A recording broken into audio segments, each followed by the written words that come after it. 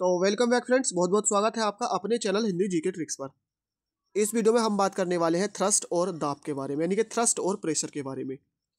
Uttarakhand one दरोगा का ये होने वाला फिजिक्स का वीडियो नंबर 22। पहले 21 वीडियो हम ऑलरेडी अपलोड कर चुके हैं, आई होप आपने देख लिए होंगे।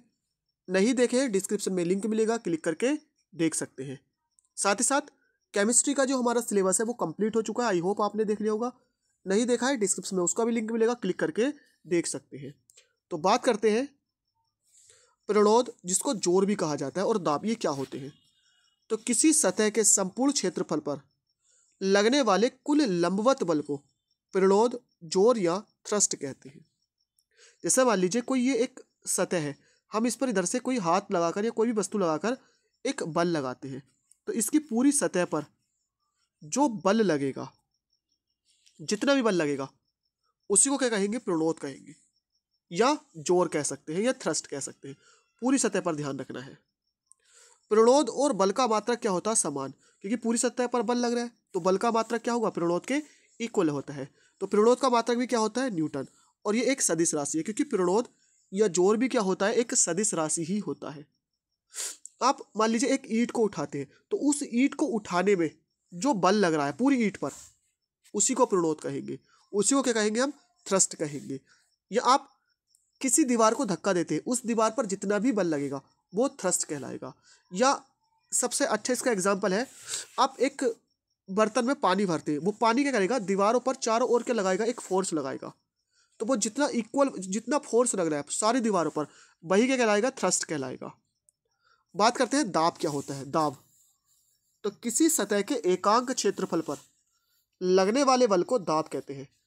किसी सतह के एकांक क्षेत्रफल पर, ध्यान रखना है, लगने वाले बल को, यानी कोई ये सतह थी, इस पर जो पूरा बल लग रहा है, ये क्या कहलाएगा, पूरा जो बल, प्रणोद, या आप कह सकते हैं जोर कहलाएगा, या थ्रस्ट कहलाएगा।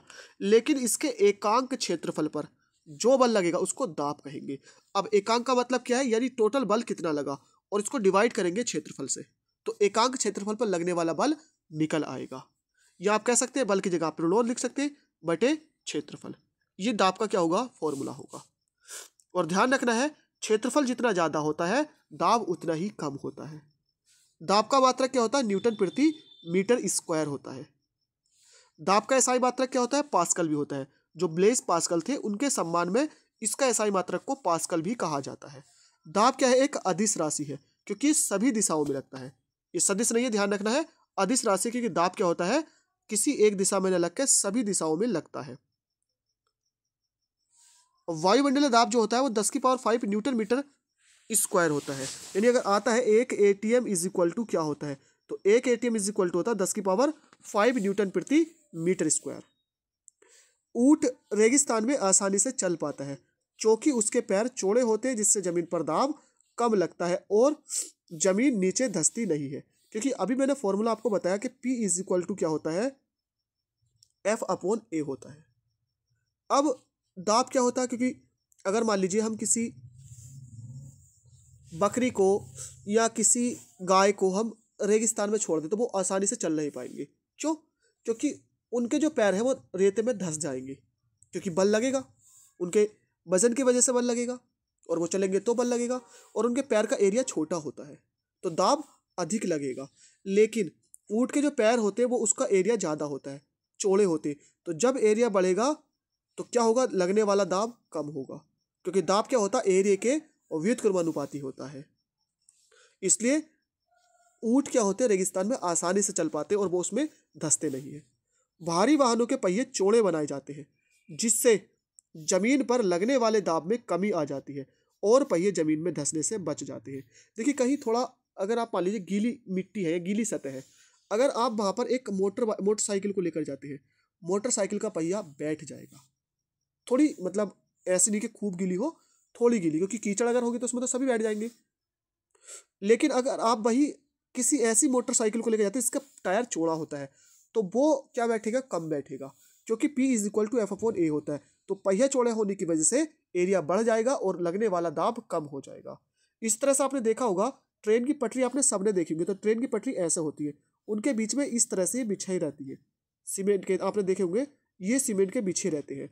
अब इससे होता क्या है, इससे ये होता है कि अगर सिर्फ ये सीधी ट्रेन की पटरी होती और ट्रेन में इतना वेट होता है क्योंकि लोहे की पूरी ट्रेन होती है, उसमें पैसेंजर होते हैं, तो ये क्या होती, पटरी नीचे को बैठ जाती।